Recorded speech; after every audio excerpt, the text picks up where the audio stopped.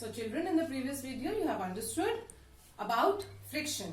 Yes, friction is a force actually that opposes the moving object. Okay, but it makes things easier also. Like it's very easy to move anything on a smooth surface, okay, without less force. But to move something on a rough surface would become difficult. So, like everything has its demerits and merits, friction also has its disadvantages and advantages. Now, what are the disadvantages of friction? See, first of all, friction uses more energy. It wastes energy. Okay, something which can be done with less force, with less energy, consumes more energy and more force just because of the friction of the surface. So it consumes more energy, and in that way it wastes more energy. Friction also damages the soles of our shoes and machines like tires, okay, tires of the vehicles like cars and your two-wheelers. How? See, what happened when we walk. See, you must have seen shoes and slippers and all with different types of soles. Yes, they are made so that they can be easily used on every type of surface, every type of roads. Yes, so what happens because of the friction, because of the roughness of the road, sometimes our shoes sole, they wear out, they get damaged. Same thing happens with the vehicles, with the tires of the cars, with the tires of the two-wheelers. What happened? Because the roads have friction, they are made a little rough, okay, they are not very smooth.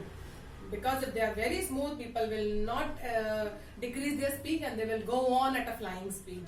Yes, so there has to be friction on the roads. So because of that friction, because of that roughness of the roads, what happens? The tire of the cars, the tire of our two-wheelers, they get damaged, they get wear out easily. So these are the disadvantages of friction. But there are many advantages also of friction. First of all, the major advantage of friction is that we can walk. We can stand because of friction. I'm standing, you are sitting just because of friction. Otherwise, what will happen? The gravitational force will pull you down. Yes, the gravitational force will pull you down. You are standing because of the friction. You can walk on the road because of the friction, because there is an opposite force which is acting. Yes, so you can walk on the road because of friction. One more advantage of friction is that we are able to move cars and buses and vehicles because of the friction on the road. Although the road is rough, it is giving you a it is giving you an opposite force. But what happens if there is no friction? Can you imagine, can you walk on ice? Is it easy to walk on ice? No, because it's a smooth surface. It has no friction, so it's very difficult to walk on ice. Yes, but we can easily walk on cemented road. Why? Because it has friction. Okay, it is a rough surface and it can make you walk easily. Same way with cars, buses, or four-wheelers, two-wheelers, everything can usually run nicely with the help of friction on the road. So these were the disadvantages and advantages of friction. Now there are ways to reduce friction. Okay, see, there are machines, there are places, there are things where friction is more. So there are ways in which you can reduce friction and you can enhance friction also. You can increase friction also. Okay, like suppose, I'll give you an example. Have you ever noticed the cycles, the chain, they are oiled time to time. The vehicles are oiled time to time. Even the cars and all, we put petrol, we put oil along with other things in the machinery inside. Yes, why? It is to reduce the friction. Okay, you must have noticed sometimes the door at your house, it makes a rough sound. Yes, doesn't it make a rough sound? Why? Because there are clamps between the door and the wall. So what happens though?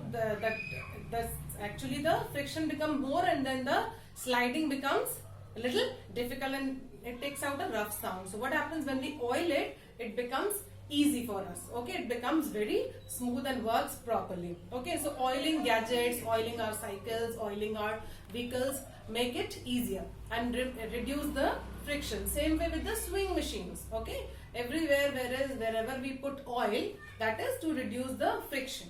Okay, I'll show you one live example of reducing friction. Now, can you see what is it? Yes, you all must be having this at your home. This is called a carom board. We all like to play carom, and especially in these lockdown days, we all have played lots of carom, isn't it? Now see, what is this? This is a striker through which we hit the coins, the counters, right? We hit the counters with the help of the striker. Now what happens? See, this is a, what is this? This is basically a carom board. Now what happens when I hit this? Okay, when I hit this, normally what will happen? It will go to certain position and it will stop, because this carom board is made of wood and it has friction. Yes, it has friction. Now it is opposing this. It is not allowing the striker to move easily. But if I put some powder here, some talcum powder, if I put some talcum powder, what will happen now? See what will happen if I now gently push the striker. It will directly slide right away easily. Why? Because this talcum powder is actually a smooth thing, a very smooth fine powder. So it has reduced the friction of this carom board. Yes, this talcum powder has helped reduce the friction of this carom board. Because of that, the striker was able to move very gently and to a further extent. It has moved away. Okay, so I hope you all must have understood the disadvantages, advantages of friction and how to reduce friction.